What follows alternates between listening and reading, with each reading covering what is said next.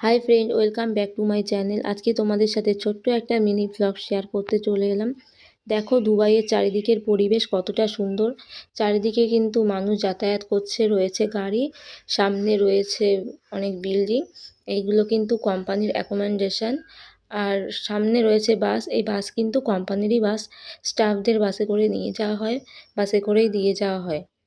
এই কোম্পানির ব্যবস্থাপনা সত্যিই খুব সুন্দর। যেহেতু আমার হাজব্যান্ড থাকে, সেই কারণে আমি আরও ভালো করে জানি। আজকে একটু বেরিয়েছিল ফ্রেন্ডের সাথে ঘুরতে, আমি বলেছিলাম ভিডিও করে দিতে, সেই কারণেই করে দিলো। এই ভিডিওগুলো কিন্তু কালকের ভিডিও, আজকে শেয়ার করছি। কালকে ওর ছুটি ছিল।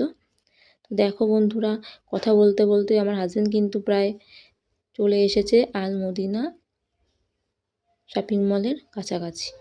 তো দেখো এখানে কিন্তু অনেকেই মল থেকে জিনিসপত্র কিনে নিয়ে যাচ্ছে।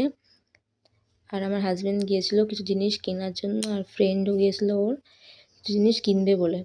তো দেখো তোমাদেরকে ভিতরটা আস্তে আস্তে দেখাচ্ছি। এখানে কিন্তু রয়েছে অনেক গাড়ি ঘোড়া।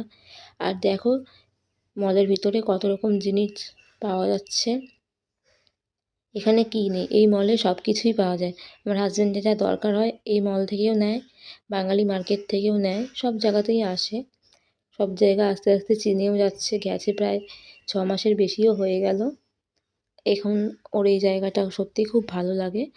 আর এই মলটা তোমাদের কেমন লাগছে অবশ্যই কিন্তু কমেন্ট করে জানিও। আমার এই মলটা সত্যিই খুব ভালো লাগছে।